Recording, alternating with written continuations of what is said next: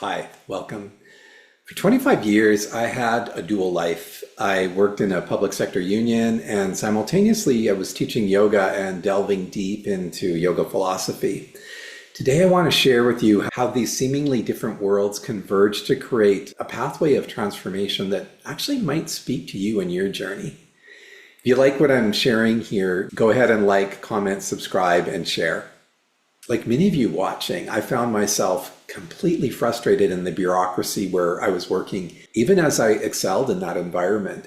I was teaching about freedom while feeling constrained myself. This tension, it actually wasn't a contradiction. It ended up being the catalyst for me deepening my connection to the wisdom traditions that ultimately revealed my life's true dharma, my life's true purpose. Today, I want to explore what these wisdom traditions, alongside modern thinkers like Richard Rohr and Carl Jung, tell us about the masculine midlife passage. This isn't academic theory. I've lived this transition, and the frameworks I'll share with you today were my compass when I felt caught between two worlds. Richard Rohr speaks about the two halves of lives. The first half is about establishing identity, creating security, and building achievement. It's really focused on the external, the career, the advancement, the financial stability, and the social status. But for many men, somewhere in our 40s and 50s, these accomplishments begin to ring hollow. And as Carl Jung observed, wholly unprepared, we embark upon the second half of life, and we take the steps into the afternoon of life. Worse still, we take this step with the false assumption that the truths and ideals will serve us as before. Not the case. This is where many of you find yourselves today. Successful by society standards, yet internally questioning everything. Physically and emotionally depleted from years of pushing hard and pushing forward.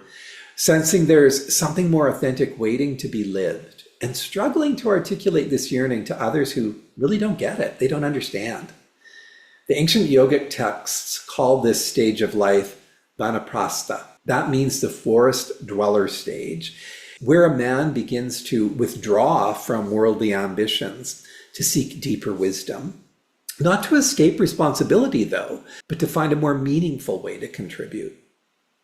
Joseph Campbell's hero's journey, it provides a powerful framework for understanding the transition, but unlike the outward adventure of youth, the midlife hero's journey is more inwardly focused. The call to adventure often comes as a crisis or a persistent dissatisfaction, which was the case for me. The traditional masculine response is, push harder, move forward, achieve more, and we distract ourselves. But the wisdom traditions tell us something different. They tell us that this discomfort is not something to be overcome. It's actually a doorway. In my journey, I kept trying to reconcile my growing frustration within the bureaucracy structure with my deepening understanding of the freedom through the yoga philosophy that I studied. It wasn't a matter of choosing one world over the other, though, at least not immediately. It was about learning how they could both inform each other. The Bhagavad Gita offers profound insight here. When Arjuna finds himself in a crisis on the battlefield, paralyzed between the worlds, Krishna doesn't tell him, abandon your responsibilities. Instead, he teaches him a new way to relate to them through alignment with his dharma, with his purpose, with his authentic purpose. That teaching was revolutionary for me, and it is still for many of my clients. The Gita emphasizes showing up for what you're responsible for in the best way possible. Even if it's a job you're not enamored by, while understanding that it's not who you ultimately are. You can fulfill your duty while changing your trajectory. You don't have to wait until retirement to begin living authentically. So this is the essence of the masculine midlife passage, not escaping your life, but transforming your relationship to it. Carl Jung emphasized that we can't step into the fullness of our authentic selves without confronting our shadows. That's those disavowed parts of ourselves that we push away to fit social expectations. And for many men, these shadows include vulnerability that we've suppressed to appear strong, creativity sacrificed for practicality, spiritual yearnings dismissed as impractical, Emotional intelligence undervalued in favor of logic. Yes. Physical intuition ignored in service of mental processing. In my own life, I've had to confront the shadow aspect of the relationships with men, particularly the toxic relationship with my father that really left some deep scars. The midlife journey has meant stepping into vulnerability, exploring my own saboteurs, and learning that I can have strong and nurturing relationships with other men despite my early conditioning. The positive intelligence framework offers a contemporary language for the ancient shadow work. Many of my clients find it easier to approach these deep personal inquiries from that place of saboteur, these internal voices that once protected us but now limit us, rather than diving into some spiritual terminology that may feel alienating to them. One client in particular, a marketing executive, discovered that his controller saboteur had helped him to manage teams efficiently, but it was actually destroying his relationships and preventing his evolution as a more collaborative leader. And through breathwork and somatic practices, he was able to begin to understand and recognize those patterns when they were activated and develop new responses. And these aligned more with his authentic values. The wisdom traditions don't just describe our challenges, they actually offer practical tools for navigation. 3 in particular have proven transformative in my work with men in the midlife transition. The first is the breath as the bridge. The Yoga Sutras defines yoga as yoga chitta vritti nirodha, which effectively means the ending of the fluctuations of the mind. But they also provide a practical pathway, pranayama, breath control. The breath serves as a bridge between body and mind, between the unconscious and the conscious. I'd like you to experience that now. Let me take you through a very simple practice. I invite you to close your eyes. And if that's not comfortable, just take your gaze down. And as you do so, take a moment to connect with your breath and begin to deepen your breath. In the yoga tradition, we normally breathe inhalation through the nose, exhalation through the nose. But if you're more comfortable breathing out through the mouth, that's fine. And just begin to deepen the breath. So let's maybe inhale to a count of 4 and exhale to a count of 5. So slightly longer.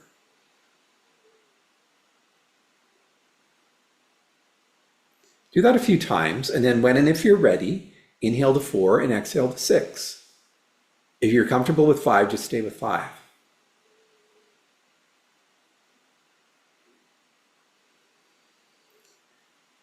And as you're moving here, inhaling to 4, exhaling to 5 or 6, if you're comfortable to go one number higher, then do that now.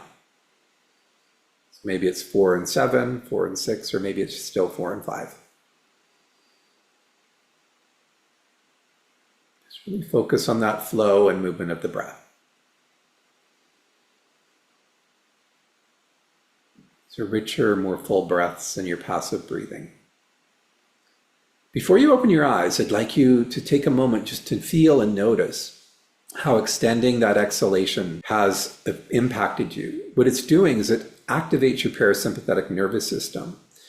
And that creates the physiological state for calming. This is where wisdom can emerge.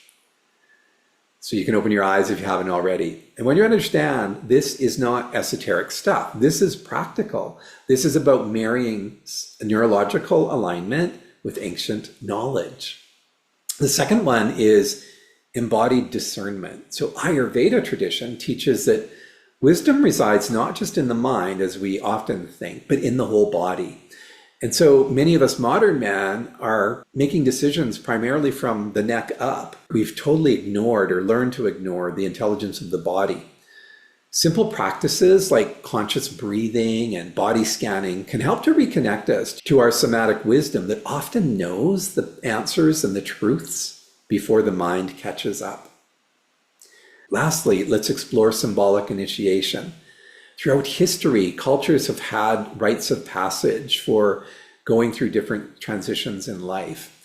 And without these containers, modern men often can feel lost in, especially the midlife transition. So by creating rituals, whether that's a solo wilderness retreat for yourself, a symbolic release of old identities, or a community witnessing of your transition, whatever it may be, these can provide powerful support for your crossing of the threshold. You might want to consider a short solo vacation for a weekend, for example. The ultimate teaching from these wisdom traditions isn't about escaping the world, but returning to it with new eyes. As the Zen saying goes, before enlightenment, chop wood, carry water. After enlightenment, chop wood, carry water. And what that tells us is it's really the difference here is in presence, it's in purpose, and it's in integration. Richard Rohr calls this journey from building the container of our lives in the first half to discovering the contents in the second half. It's not about abandoning your responsibilities, but infusing them with new meaning, or finding the courage to restructure your life around what truly matters to you.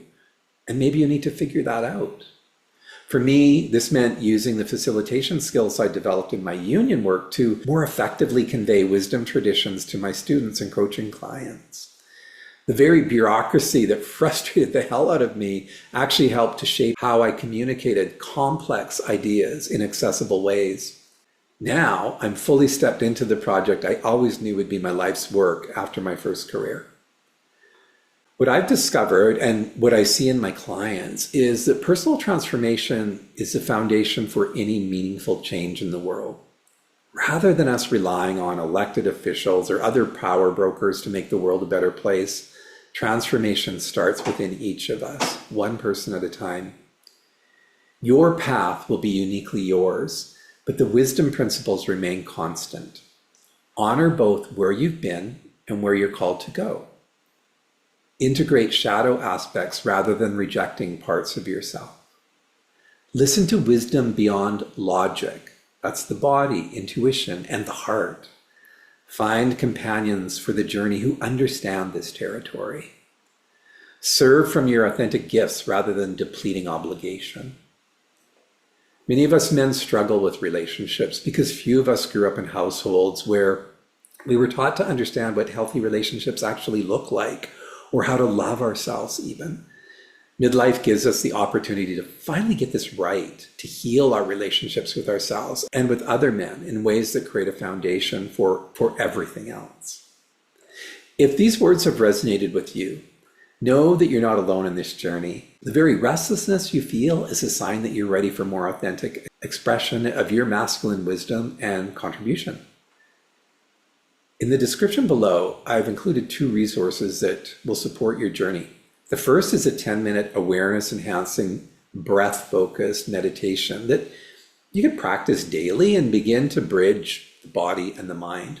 The second is a brief masculine wisdom assessment, and this will help you to identify where you are in this journey and what specific practices might serve you now. For those of you wanting deeper exploration, I invite you to join my Midlife Men's Wisdom Circle. It's a private group on Facebook where we discuss different aspects of this midlife journey and practical wisdom for navigation. The link is below as well. So thank you for joining me today. And remember, this midlife crossing isn't a crisis to fix. It's really a passage to navigate, one that men have been walking for thousands of years. The ancient wisdom is here to guide us. We need only to have the courage to listen. Remember to like, share, subscribe, and comment. I'll see you soon.